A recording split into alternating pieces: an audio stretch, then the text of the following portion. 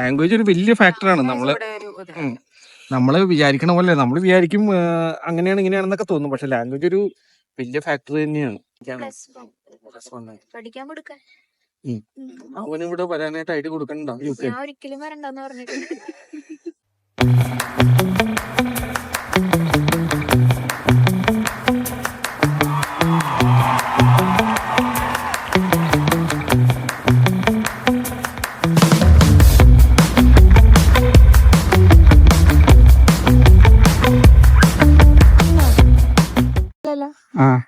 കാണുന്നുണ്ടോ മുഖം?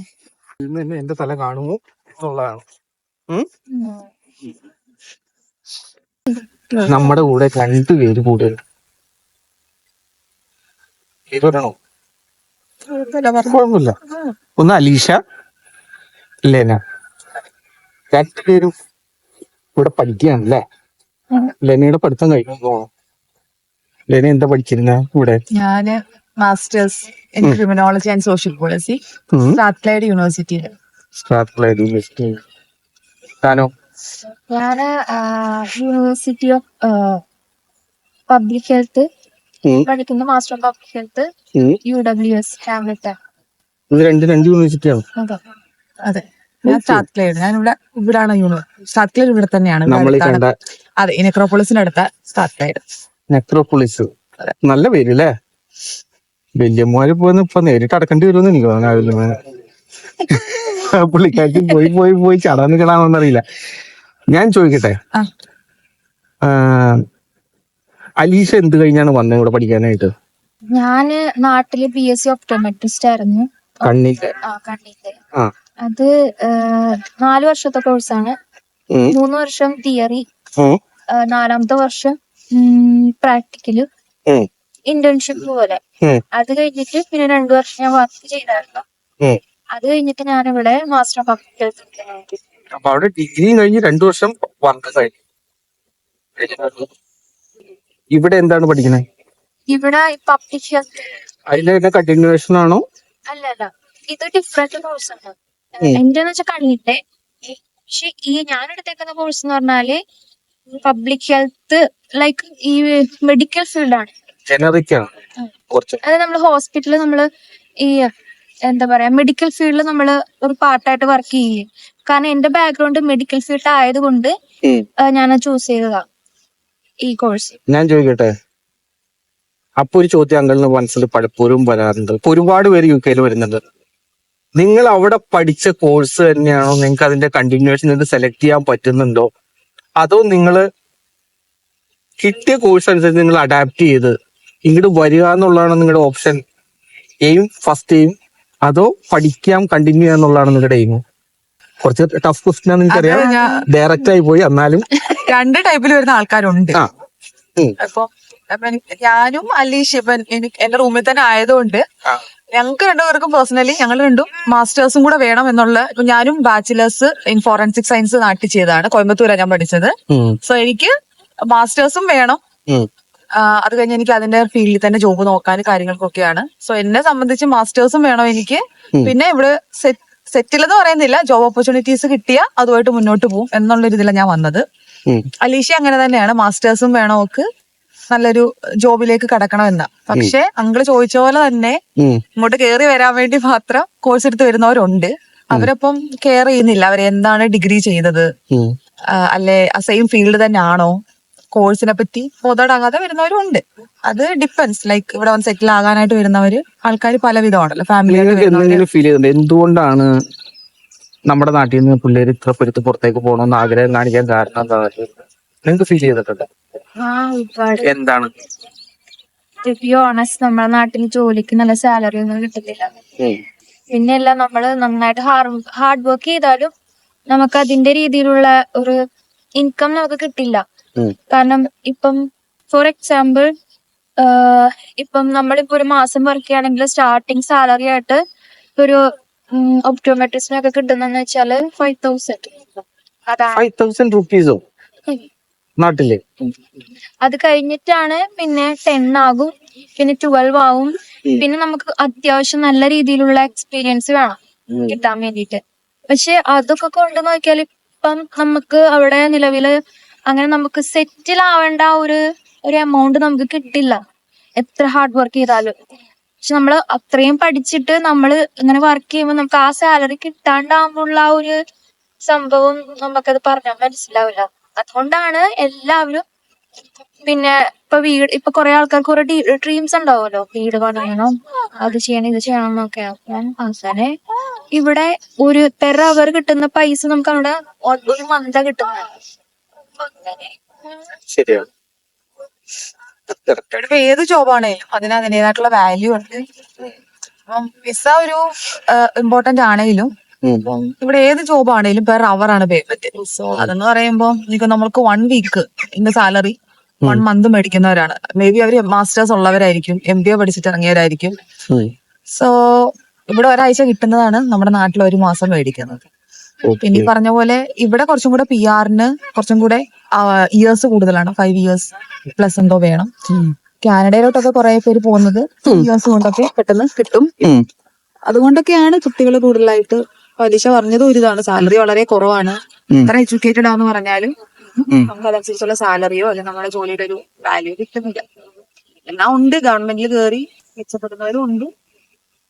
ഗവൺമെന്റ് ജോബിന് അവിടെ സാധ്യത ഇപ്പോഴും ഉണ്ട് കേട്ടോ, അത് പറയാതിരിക്കാൻ പറ്റില്ല. ഗവൺമെന്റ് ജോബിന് അങ്കിളിനൊക്കെ പറ്റിയതാണ്. അന്നത്തെ കാലത്ത് വല്ല PSC ഒക്കെ എഴുതിയെങ്കിൽ മതിയായിരുന്നു എന്ന് ചിലപ്പോ തോന്നിയിട്ടുണ്ട്. തീർച്ചയായിട്ടും. എന്നാൽ ഇപ്പോഴും അതിൽ കൂടുതലും സംഭവിക്കുന്ന റിസർവേഷൻ ഭയങ്കരമായിട്ട് ജനറൽ കാറ്റഗറിക്ക് നമ്മൾ എഡ്യൂക്കേറ്റഡ് ആണെങ്കിലും എനിക്ക് ഫീൽ ചെയ്ത പേഴ്സണലി റിസർവേഷനിൽ കുറച്ചധികം പോകുന്നുണ്ടെന്ന് തോന്നുന്നു. ജനറൽ കാറ്റഗറി ഉള്ളവര് കുറച്ചുകൂടെ നമുക്ക് എഡ്യൂക്കേറ്റഡ് ആണെങ്കിലും റിസർവേഷനിൽ ഒരു കുറച്ചുകൂടെ കൂടുതൽ ആകുന്നുണ്ട്. സാധാരണക്കാർക്ക് കിട്ടാൻ ബുദ്ധിമുട്ടാണ്, നമുക്ക് ആക്സസബിൾ അല്ല എന്നല്ലേ. റിസർവേഷൻ കുറെ പോകുന്നു, സത്യമാണ്. അങ്ങനെയുണ്ട്. അവർക്ക് കുറെ റിസർവേഷൻ ഉണ്ട്, ജോബിലും അത് വളരെ അധികമായിട്ട് കൂടി വരുന്നുണ്ട്. സോ ജനറൽ കാറ്റഗറി വരുന്നവർക്ക് ബുദ്ധിമുട്ടാണ് ഗവൺമെന്റ് ജോബ് കിട്ടാൻ. അല്ലെങ്കിൽ പിന്നെ വല്ല രാഷ്ട്രീയമൊക്കെ നോക്കേണ്ടി വരും അല്ലേ അലീഷ?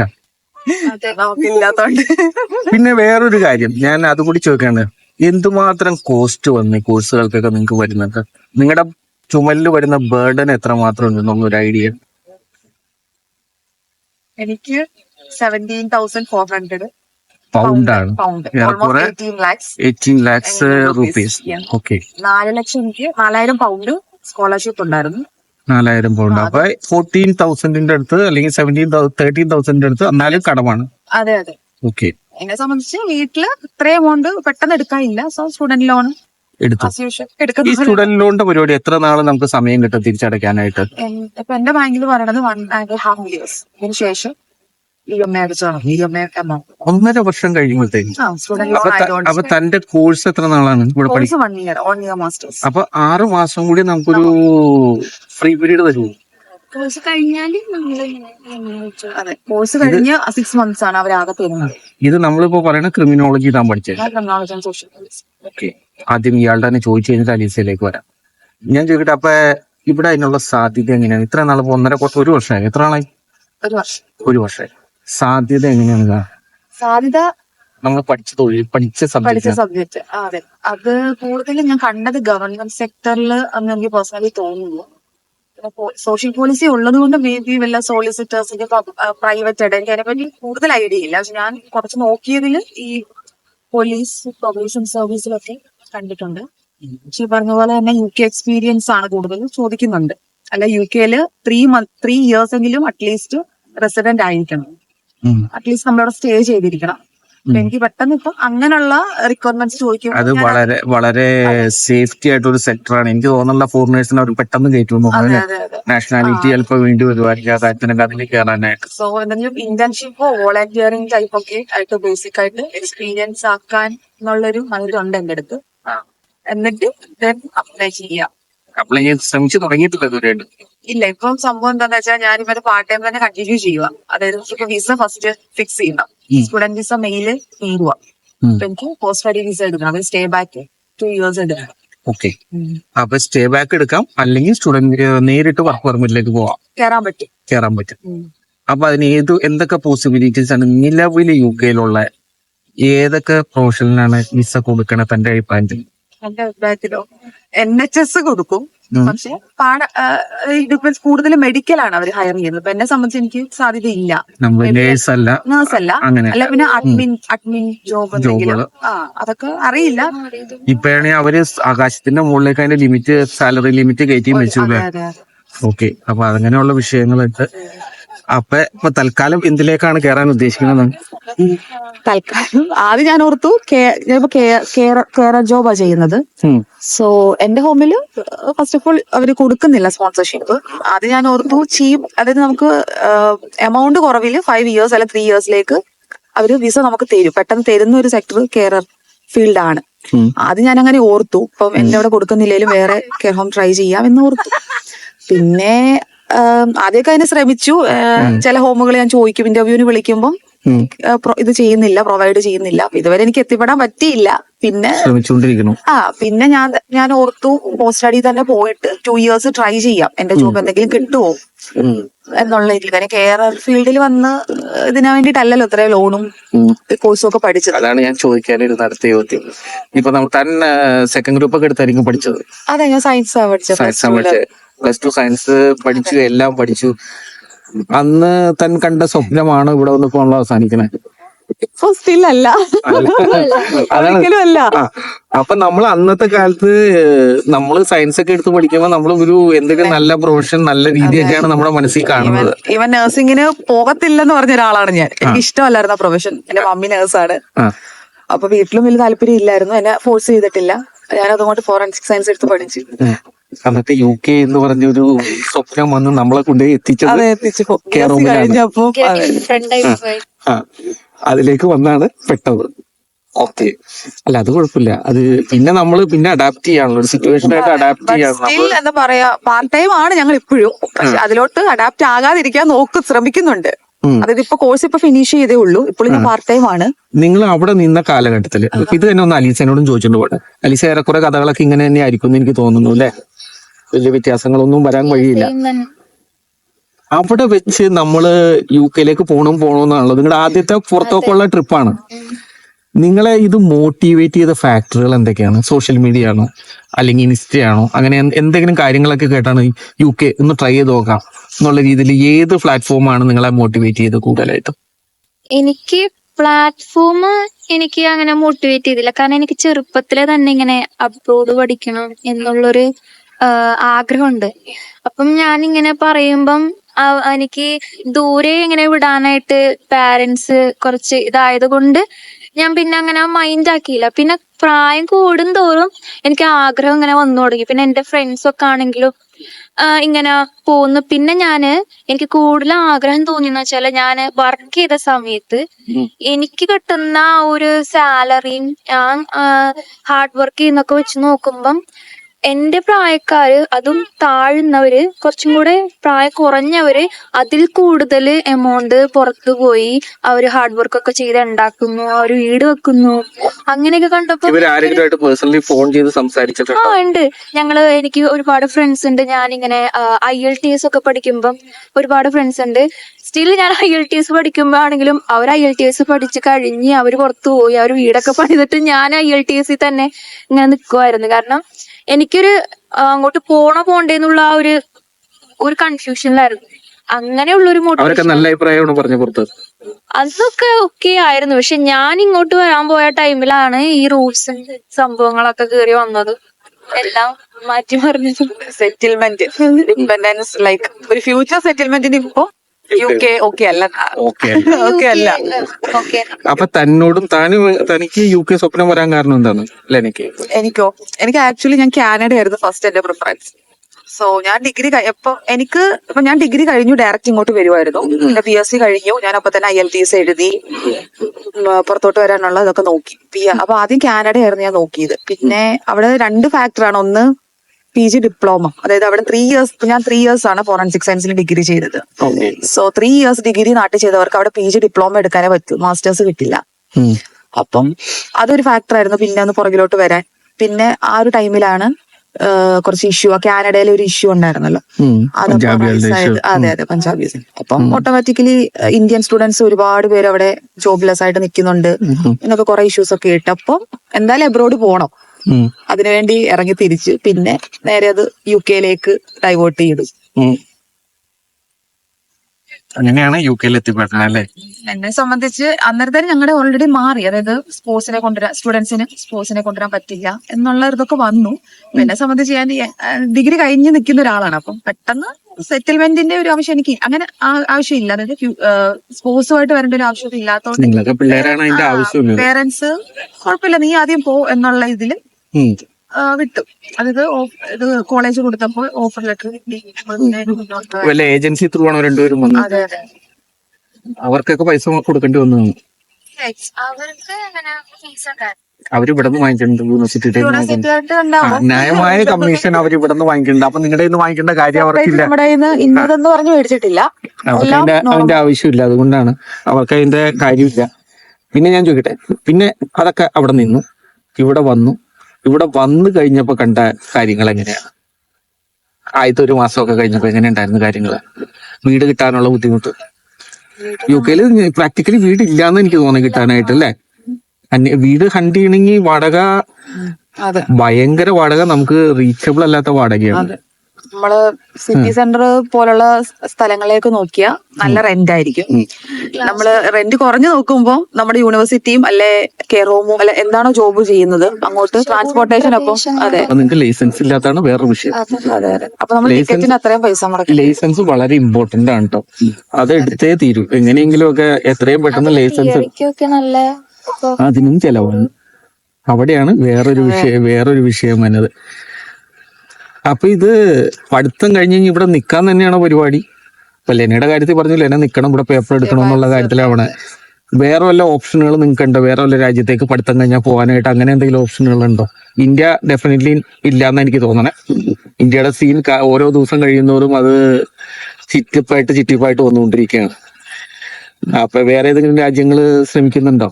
എന്തായാലും ലോൺ അടച്ചു തീർക്കണം, എന്നിട്ടുള്ള ബാക്കി. വെറുതെ നാട്ടിൽ നിന്നിരുന്ന 5,000 രൂപ 10,000 രൂപ ശമ്പളം എന്ന് വിചാരിച്ച് കഷ്ടപ്പെട്ടിരുന്നവരുടെ ഭാവി തലയില് ഇത്രയും വലിയൊരു ലക്ഷത്തിന്റെ ലോണായി.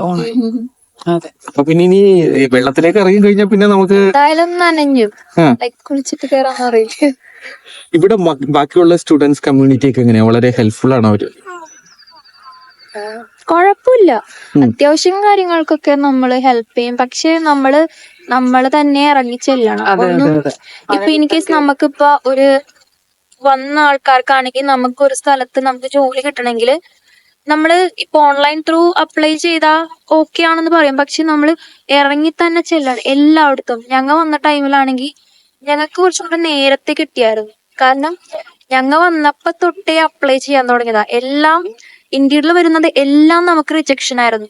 എല്ലാത്തിലും പോയി അപ്ലൈ ചെയ്യും. ഞങ്ങൾ എല്ലാം ഇറങ്ങിപ്പോവും. ഞങ്ങൾ രണ്ടുപേരാണെങ്കിൽ ഇൻ കേസ് ഒന്നില്ലെങ്കിൽ അവൾ ഒറ്റയ്ക്ക് പോവും. ഞങ്ങൾ ഒറ്റയ്ക്ക് തന്നെ രണ്ടുപേരും പോയേക്കുന്നേ.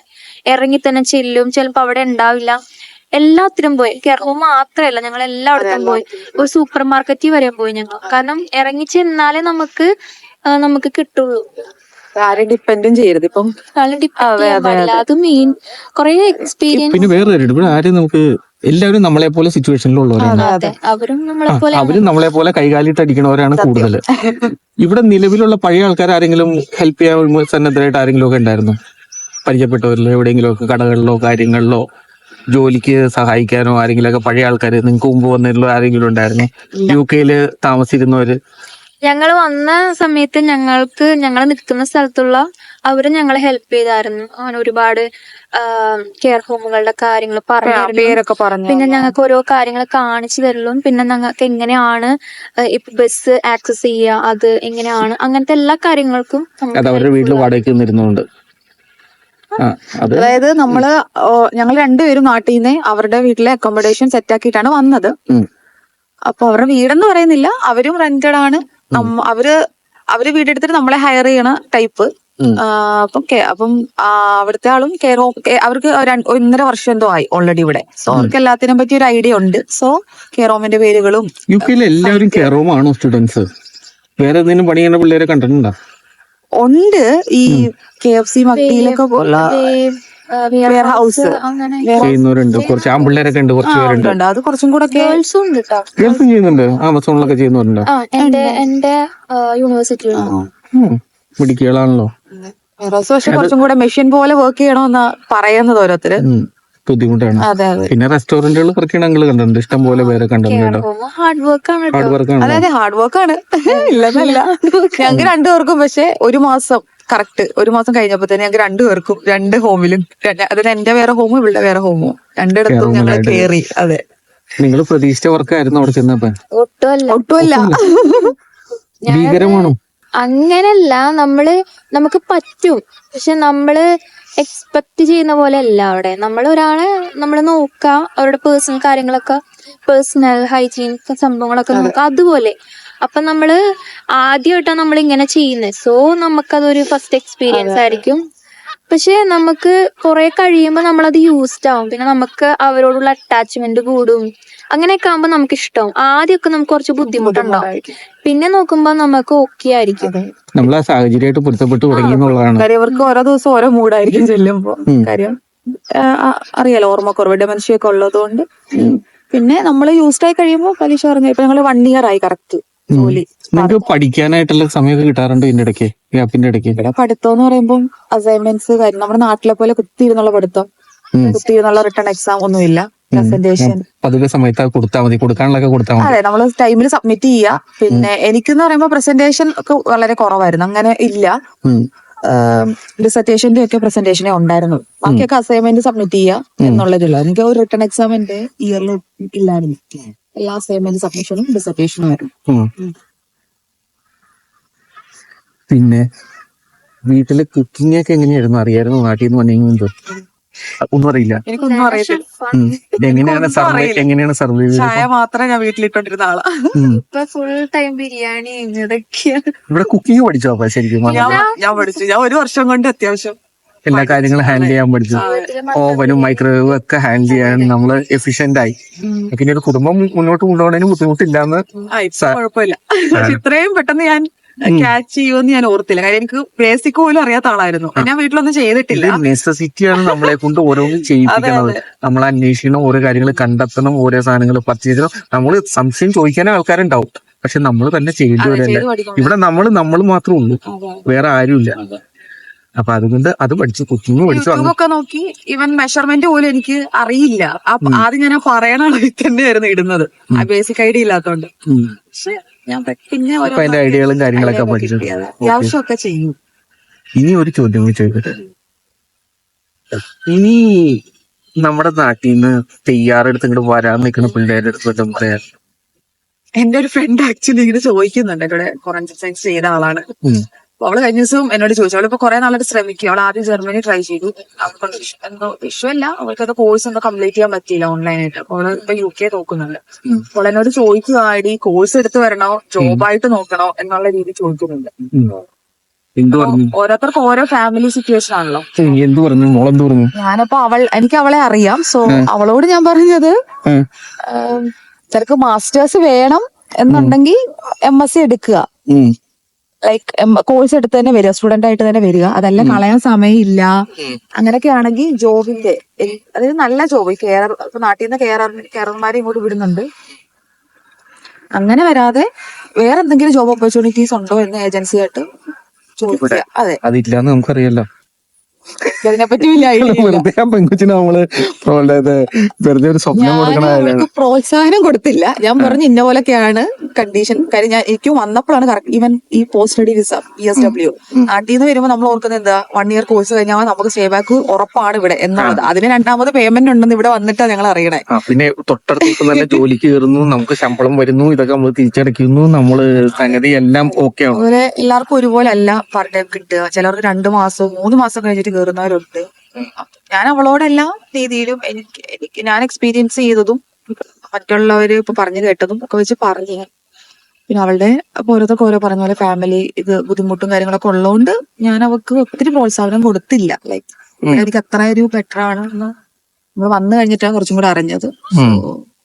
ഒരുപാട് മോട്ടിവേറ്റ് ചെയ്തില്ല സത്യം പറഞ്ഞ, പക്ഷെ ഡിമോട്ടിവേറ്റും ചെയ്തില്ല. അവർക്ക് ആഗ്രഹം ഉണ്ടെങ്കിൽ മാസ്റ്റേഴ്സിന് വരിക, ബാക്കി നമുക്ക് നോക്കാം എന്നുള്ള രീതിയിൽ. ഇത് നമ്മളിപ്പോ പറയുന്നുണ്ട് ഇവിടെ ഇങ്ങനെയാണ്, ഈ കാനഡയും കാര്യങ്ങളൊക്കെ ഇത് തന്നെയായിരിക്കും. അപ്പൊ ഇവര് പറയും, നമ്മൾ വിചാരിക്കുന്നത് ഇപ്പൊ കാനഡ ഓക്കെയാണ്, ഓസ്ട്രേലിയ ഓക്കെയാണ്, അല്ലെങ്കിൽ ജർമ്മനി ഓക്കെയാണെന്നൊക്കെ പറയും. അങ്കിളിന്റെ ഒരു കൂട്ടുകാരിയുടെ മോള് ജർമ്മനിയിൽ പോയിട്ടുണ്ട്. അവളുടെ അവസ്ഥ പറയുന്നത് കേട്ട് കഴിഞ്ഞാൽ ലാംഗ്വേജ് ആണ് ഏറ്റവും വലിയ ബുദ്ധിമുട്ട്. ഒരു പേപ്പർ അവിടെ നിന്ന് കിട്ടിക്കഴിഞ്ഞാൽ അത് മനസ്സിലാക്കി എടുക്കാനുള്ള ഒരു പാടുണ്ട്. അങ്ങനെയൊക്കെ ഉള്ള പാട്ടുകൾ വെച്ച് നോക്കുമ്പോൾ നമ്മുടെ അവസ്ഥ കുറച്ചും കൂടി ബെറ്റർ ആണ്. ഇവിടെ നമുക്ക് ലാംഗ്വേജ് ഉണ്ട്. ഇപ്പൊ കെയറോം തന്നെയാണെങ്കിൽ നമുക്കത് എന്തെങ്കിലുമൊക്കെ ചെയ്യാൻ പറ്റും. അതെ. അതുകൊണ്ടാണ് ലാംഗ്വേജ് ഒരു വലിയ ഫാക്ടറാണ്. നമ്മള് വിചാരിക്കണ പോലെ നമ്മൾ വിചാരിക്കും അങ്ങനെയാണ് ഇങ്ങനെയാണെന്നൊക്കെ തോന്നും, പക്ഷെ ലാംഗ്വേജ് ഒരു വലിയ ഫാക്ടർ തന്നെയാണ്. എനിക്ക് എന്റെ ഒരു നെയ്ബർ ഉണ്ട് ഫ്രാൻസില് പോയത്, പാരീസില്. അത് ഈ പറഞ്ഞ പോലെ ഇംഗ്ലീഷ് മാത്രം മതി എന്നുള്ള രീതിയിൽ പോയി. അടിപൊളി. ഇന്നർ പാരീസ് അല്ല, ഔട്ട് സൈഡ് ആന്ന് പറഞ്ഞു പോയി. പക്ഷെ പാർട്ട് ടൈം ഇല്ലാതെ ഒത്തിരി കഷ്ടപ്പെട്ടു. വീട്ടിൽ നിന്ന് പൈസ അയച്ചു കൊടുക്കുമായിരുന്നു ചെലവിന് ഫസ്റ്റ്. അതെ.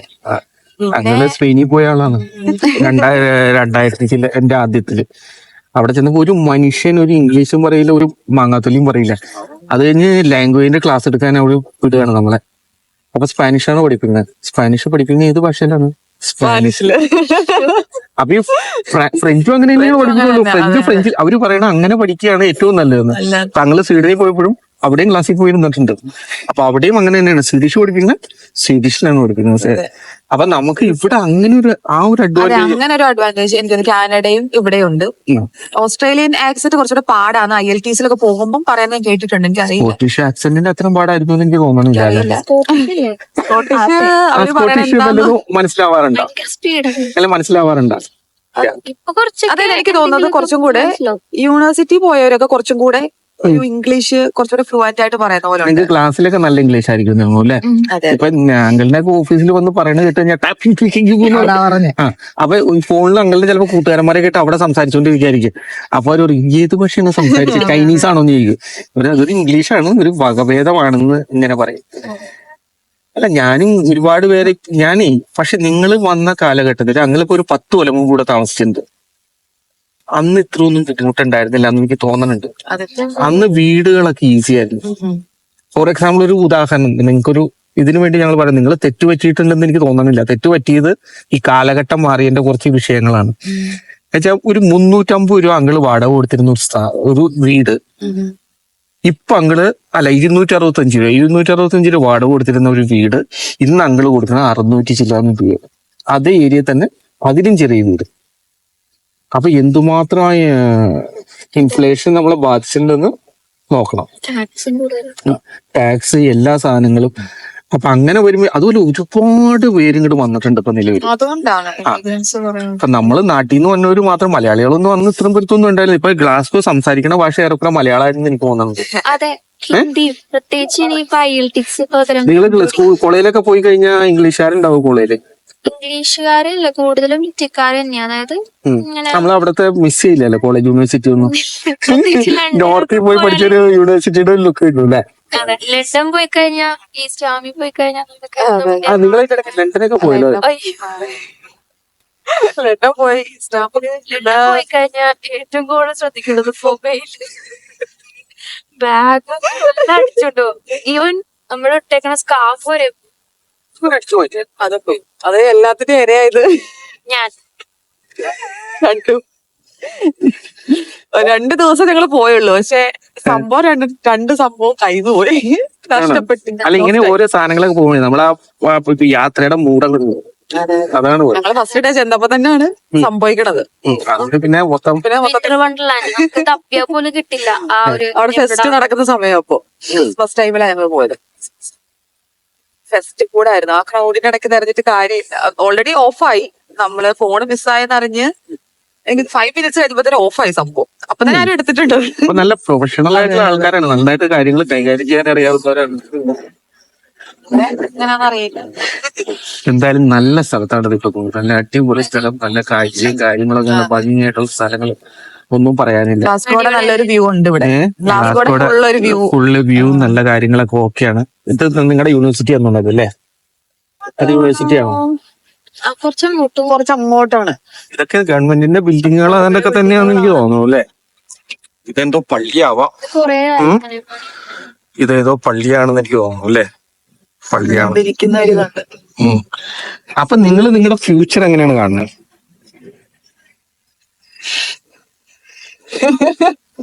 ഫ്യൂച്ചർ പറഞ്ഞത് ഞാൻ മാക്സിമം ഇവിടെ പഠിച്ച ജോബിൽ തന്നെ കയറാൻ ശ്രമിക്കും. മുൻകൂട്ടി എനിക്ക് പറയാൻ പറ്റത്തില്ല ഞാൻ ഇന്ന സർവീസിൽ ഇപ്പൊ നാളെ കയറുമെന്ന് പറയാൻ ഉണ്ടാവും പറയാം. മേ ബി ശ്രമിക്കുന്നുണ്ട്. പിന്നെ അറിയില്ല, പേരൻസിന്റെ ഇതും നമ്മൾ വാല്യൂ ചെയ്യണം. അവര് നാളെ എന്താ പറയണെന്ന് അറിയില്ല. ഒരു മോളും ഉള്ളൂ തോന്നില്ല അല്ലേ? അല്ല എനിക്ക് മോളായിട്ട് പെൺകുട്ടിയായിട്ട് ഞാനാ മൂത്ത ആളും, പിന്നെ അനിയനാണ്, അവ സ്കൂളിൽ പഠിക്കുന്നുള്ളൂ. അപ്പൊ ചെറുതാണ്. തനിക്ക് അലീസയ്ക്ക് ഒരു അനിയനാണല്ലേ? പഠിക്കാൻ പഠിക്കാൻ കൊടുക്കാൻ അവനും ഇവിടെ വരാനായിട്ട് ഐഡി കൊടുക്കണ്ടോ? ഞാൻ ഒരിക്കലും വരണ്ടെന്ന് പറഞ്ഞിട്ടുണ്ട്. അപ്പൊ അതിൽ നിന്ന് എല്ലാം ഉണ്ട് കേട്ടാ. സ്വന്തം അനിയനോട് നമുക്ക് നുണ പറയാൻ പറ്റൂല്ലോ. അല്ല പിന്നെ വരിക, എനിക്ക് തോന്നുന്നു ഇവിടെ ഇവൻ നല്ല പ്രൊഫഷണൽ ജോലി ചെയ്യുന്നവരുണ്ടാവും. ഇപ്പൊ നമ്മള് JP മോർഗൻ അങ്ങനെയൊക്കെ അവിടെ ചെന്നാൽ എനിക്ക് തോന്നുന്നത് പ്രൊഫഷണൽ നമുക്ക് നാളെ രാവിലെ JP മോർഗനിൽ പോയി ചോദിച്ചാൽ എന്താണ് പൊസിഷൻ. അത് +2 കഴിഞ്ഞിട്ട് നല്ല കോഴ്സ് എടുക്കുക. പുറത്ത് ഔട്ട്സൈഡ് ഇന്ത്യയും കൂടെ നല്ല സ്കോപ്പ് ഉള്ള, എനിക്ക് IT ആണെന്ന് തോന്നുന്നു കുറച്ചും കൂടെ. IT അല്ലെങ്കിൽ നേഴ്സിംഗ്, അതെ അതെ അതെ, അല്ലെങ്കിൽ മെഡിസിൻ, ഡോക്ടർ ആവുക. ഡോക്ടർ, നേഴ്സ്, IT, ഇത് മൂന്നും ഈ MBAയും അക്കൗണ്ടൻസിയും ഒന്നും എടുത്ത് ആരും വരാൻ നിൽക്കരുത്. ഡോക്ടേഴ്സ് എനിക്ക് തോന്നുന്നു ഇല്ലാന്ന് തോന്നുന്നുട്ടോ. നഴ്സിംഗും IT ആണെങ്കിൽ പാരാമെഡിക്കൽ ഡോക്ടേഴ്സും കിട്ടാൻ പാടാണ്. കാരണം ഞങ്ങളുടെ കൂടെ ഡോക്ടേഴ്സ് ഒക്കെയാ പഠിച്ചിപ്പിക്കുന്ന. അവര് ഇപ്പം റെസ്റ്റോറന്റിൽ അവിടെയൊക്കെ ജോലി ചെയ്യുന്നു. അതായത് അത് കാണുമ്പോ നമുക്കൊരു വിഷമാണ് അല്ലേ? പിള്ളേര് MBBS. ഞങ്ങള് കഴിഞ്ഞ ദിവസം ഞങ്ങള് ചില ദിവസം ഡെലിവറി ചെയ്യാറുണ്ട്, ഫുഡ് ഡെലിവറി ചെയ്യാറുണ്ട്. അടുത്ത് വന്ന് ഡെലിവറി ചെയ്യേണ്ട ദിവസം സൈക്കിളിൽ. അപ്പൊ ഞാൻ പുള്ളിനോട് ഇങ്ങനെ ചോദിച്ചു. അപ്പൊ പുള്ളി ദൂരെ ഒന്നും പോകാൻ പറ്റില്ല, അടുത്തുള്ള ഓർഡറുകൾ ഞാൻ അവന് കൊടുക്കും. പക്ഷെ അവനെ സഹായിക്കണമല്ലോ, ഓർഡർ എടുത്താൽ പുള്ളിയുടെ കുടുംബം ജീവിച്ചോളൂ. പുള്ളി ഒരു കൊച്ചുണ്ട്, ഭാര്യയുണ്ട്. ചോദിച്ചാൽ നാട്ടില് ചാർട്ടേഡ് അക്കൗണ്ടന്റ് ആയിരുന്നു. ഇവിടെ വന്ന് പെട്ടുപോയി. പിന്നെ അക്കൗണ്ട് ഫേമിലെ പുള്ളി വർക്ക് ചെയ്യുന്നു, Monday to Friday വർക്ക് ചെയ്യുന്നു. പക്ഷെ ഒറ്റയ്ക്ക് വീടൊക്കെ എടുത്ത് നിൽക്കണമായിരുന്നു. നല്ല വാടകയുണ്ട്. എന്താ പറയാ, എല്ലായിടത്തും പറയാൻ പറ്റും, അവിടെ പറയാനും പറ്റില്ല. അവിടുത്തെ കാര്യങ്ങൾ കണ്ട് UK കയറി പോന്നു. വന്നു കഴിഞ്ഞ് പിന്നെ ഇവിടെ. പക്ഷെ വേറൊരു കാര്യം കേട്ടോ, ജോലി സംബന്ധമായിട്ട് നമ്മൾ ഓക്കെ അല്ലെങ്കിൽ ബാക്കിയുള്ള ഫെസിലിറ്റീസ്, നമ്മുടെ ആഫ്റ്റർ ലൈഫ് ബാലൻസ്, അങ്ങനെയുള്ള കാര്യങ്ങളൊക്കെ നമുക്ക് ഹാപ്പി ഉണ്ട്. നിങ്ങൾക്ക് പുറത്തിറങ്ങാനൊക്കെ സമയം കിട്ടാറുണ്ടോ? സമയം കിട്ടും. ഞങ്ങളിപ്പം പാർട്ട് ടൈം ഉള്ളപ്പോ 2 ദിവസമൊക്കെ മാക്സിമം ജോലി, കാര്യം കെയർ ഹോമിലായത് അവേഴ്സ് നമുക്ക് കിട്ടും. പൈസയുടെ കൂടെ ഒരു ടൈറ്റ് ഉണ്ടാവും പിള്ളേരാവും. അതെ അതെ, 20 hours ലിമിറ്റ് ഉള്ളതുകൊണ്ട് നമുക്ക് അത്രയും സാലറി കിട്ടത്തുള്ളൂ. അത് റെന്റ് അല്ലാത്ത എക്സ്പെൻസ് കാര്യങ്ങളൊക്കെ നമുക്ക് ഒരു ഔട്ടിങ്ങിന് പോകാനോ ഒരു ഇവിടെ പോയി ഭക്ഷണം കഴിക്കാനുള്ള പൈസ ഒന്നും അത്ര കാര്യമായിട്ട് ചിലപ്പോൾ നമ്മളതിൽ സേവ് ചെയ്യാൻ പറ്റില്ല. ഒരു ലിമിറ്റ് ഇടണം. അങ്ങനെ ഞങ്ങൾ എപ്പോഴും ഒന്നും പോകാറില്ല. എന്നാലും ഞങ്ങൾക്ക് തന്നെ തോന്നും ഞങ്ങളെ ഒന്നിനും പോകുന്നില്ലെന്ന്. അങ്ങനെ ഇരിക്കുമ്പോ ഞങ്ങളൊന്ന് എപ്പോഴേലും. പക്ഷെ വേറെ ഒരു അങ്കിളിന്റെ എക്സ്പീരിയൻസ് എന്ന് പറഞ്ഞു തരാട്ടോ, നമ്മൾ കുറച്ച് കഴിയുമ്പോണ്ടല്ലോ, നമ്മള് ഇതൊക്കെ ഈ ആരംഭം ഇതൊക്കെ കഴിഞ്ഞ് നമ്മളിവിടെ ഒരു സെറ്റിൽ ആവണ ടൈം ഉണ്ട്. നമ്മള് അത്യാവശ്യം ലൈസൻസ് ഒക്കെ എടുക്കും, നമ്മൾ എവിടെയും ട്രാവൽ ചെയ്യാം, വണ്ടിയൊക്കെ ഇവിടെ വളരെ ചീപ്പാണ്, നല്ലൊരു ജോലിയൊക്കെ ആയി. നമ്മൾ ഫാമിലിയൊക്കെ കൊണ്ടുവരാൻ പറ്റുന്ന കണ്ടീഷൻ കൊണ്ട് നമ്മൾ ഫാമിലിയൊക്കെ കൊണ്ടുവന്ന് ഒക്കെ ഉള്ളിൽ താമസിക്കുന്ന ഒരു കാലഘട്ടം വരുമ്പോൾ യൂറോപ്പ് രസമാണ്, ഇല്ലാന്ന് പറയാൻ പറ്റില്ല. പക്ഷെ ആ സ്റ്റേജിൽ വരെയുള്ള ആദ്യത്തെ കട്ടേടി അത് നല്ല കട്ടേടി തന്നെയാണ്. നമ്മുടെ ബംഗ്ലാദേശികളൊക്കെ അടിക്കണം, ആ കട്ട തന്നെ അടിക്കണം, ഒരു വ്യത്യാസമില്ല. നമ്മള് പറയുമ്പോ അത് അങ്ങനെ തന്നെയാണ്. അപ്പൊ എന്തായാലും താങ്ക് യു വെരി മച്ച്. നിങ്ങൾ വളരെ കാര്യമായിട്ട് പറഞ്ഞു. ഞങ്ങൾ വല്ല പേഴ്സണൽ ആയിട്ടുള്ള കാര്യങ്ങൾ ചോദിച്ചു വിഷമിപ്പിച്ചില്ല എന്ന് തോന്നുന്നു. നോർമലായിട്ടുള്ള കാര്യങ്ങൾ. ഇനി വല്ലവരും മണ്ണുണ്ടെങ്കിൽ നമുക്ക് അവരെ കരുതി വരിക. ഇതാണ് ഇവിടെ ഉള്ളത്. എല്ലാം അറിഞ്ഞിട്ട് വരികയാണെങ്കിൽ നമുക്ക് ഡയറക്റ്റ് ആയിട്ട് എന്ന് വെച്ചാൽ ജോലി സാധ്യത ഉള്ളത് കെയർ ഹോമുകളിലാണ്. കെയർ ഹോമുകളിലെ പേപ്പർ കിട്ടുള്ളൂ. പിന്നെ ഡിപ്പെൻഡന്റ് വിസ ഇപ്പോൾ കൊണ്ടുവരാനായിട്ട് ചാൻസ് വളരെ കുറവാണ്. അത്രയും ഉള്ള സാലറി ഒക്കെ കിട്ടുക എന്ന് പറയുന്നത് വളരെ ബുദ്ധിമുട്ടാണ്. ജോബ് കിട്ടാൻ പാടാണ് കിട്ടാൻ. അങ്ങനെയുള്ള കാര്യങ്ങൾ. അപ്പൊ വന്നോന്നുള്ളവര് ഈ നേഴ്സുമാരാണെങ്കിലും IT-കാരാണെങ്കിലും നല്ല കോഡിംഗ് ഒക്കെ പഠിച്ചവരൊക്കെ ആണെങ്കിൽ അവര് വന്നു, സംഗതി ഓക്കെയാണ്. അല്ല പാരാമെഡിക്കൽ പോലെ മറ്റേ ഫിസിയോ ഒക്കെ വർക്ക് ചെയ്യുന്നത് അതൊക്കെ NHS സ്കോപ്പ് ഉണ്ട്. പിന്നെ അതെ, മറ്റുള്ള കോഴ്സുകൾ പോലെ റെസ്പിറേറ്ററി തെറാപ്പി അങ്ങനെയുള്ള കാര്യങ്ങളൊക്കെ പഠിച്ച എന്ന് വെച്ചാൽ മെഡിക്കലായിട്ട് ബന്ധപ്പെട്ട കാര്യങ്ങൾ. അല്ലാണ്ട് MBAയും ഒക്കെ പഠിച്ച അക്കൗണ്ടൻസി ഒക്കെ പഠിച്ച് ഞാനൊരു ഡിഗ്രി ചെയ്തിട്ടുണ്ട് എന്ന് പറഞ്ഞ് എനിക്ക് പുറത്തേക്ക് പോകണമെന്ന് പറഞ്ഞ് പറഞ്ഞവര് ഓക്കെയാണ്. കെയർ ഹോം മതി, എനിക്ക് പൈസ മതി, ഉണ്ടാക്കിയാൽ മതി. അത് 10ാം ക്ലാസ് വരെ പഠിച്ചാൽ മതിയല്ലോ. +2 വരെ പഠിക്കുമ്പോൾ +2 വരെ പഠിക്കുമ്പോൾ സമയം കളയാതെ ഉള്ള നേരത്തെ നിർത്തി.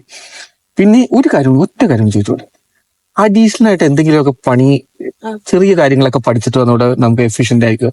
ബ്യൂട്ടി പാർലറിന്റെ സ്റ്റാഫ്, നെയിൽ ചെയ്യണ പരിപാടി, നെയിൽസ് ത്രെഡിങ് ചെയ്യണ പരിപാടി. ഇപ്പൊ പെൺകൊച്ചുങ്ങളൊക്കെയാണ് ഇതൊക്കെ നമ്മൾ സ്കൂളിങ്ങിന്റെ ഒപ്പം അല്ലെങ്കിൽ ഡിഗ്രിയുടെ ഒക്കെ ഒപ്പം അതൊന്ന് കോഴ്സുകൾ ചെയ്ത് കഴിഞ്ഞാൽ പുറത്തേക്ക് വന്നവർക്ക് എങ്ങനെയായിരിക്കും നല്ലതായിരിക്കും. അത് വളരെ ഹെൽപ്ഫുൾ ആയിരിക്കും അല്ലെ? പ്രത്യേകിച്ച് നെയിൽസും അതൊക്കെ ഇവിടെ കുറച്ച് കോമൺ.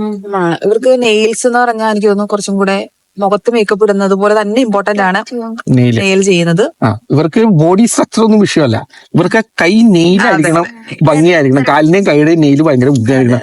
അതും കണ്ണും പുരികവും ഇത്രയുള്ള കാര്യമുള്ളൂ. ബാക്കി ഭാഗം വിട്ടു കളഞ്ഞേരെ, രണ്ട് ഭാഗം മാത്രം ഇവർക്ക് അത് വളരെ അത്യാവശ്യം. അത് ചെയ്യുന്നത് വളരെ നല്ല പഠിക്കുന്ന പിള്ളേർക്ക് പഠിക്കണം, നല്ല സൈഡിൽ പഠിക്കുന്നത്. അതുപോലെ തന്നെ ആമസോണിലോ ഫേസ്ബുക്ക് മാർക്കറ്റിലൊക്കെ എന്തെങ്കിലും വിൽക്കാനോ കാര്യങ്ങളൊക്കെ പഠിച്ച് അവിടെ നിന്ന് ട്രെയിൻ ചെയ്ത് ഓൺലൈനിൽ എന്തെങ്കിലും ചെയ്ത് പഠിച്ച് വരികയാണെങ്കിൽ ഇവിടെ അതിനൊക്കെ ഉള്ള സ്കോപ്പുകൾ, ആയിട്ടൊക്കെ ഇൻകം നമുക്ക് വേറെ ഏതെങ്കിലും രീതിയിൽ ഏൺ ചെയ്യണം.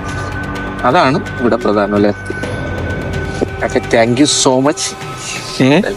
വെൽക്കം. ഓക്കെ, ഞാനീ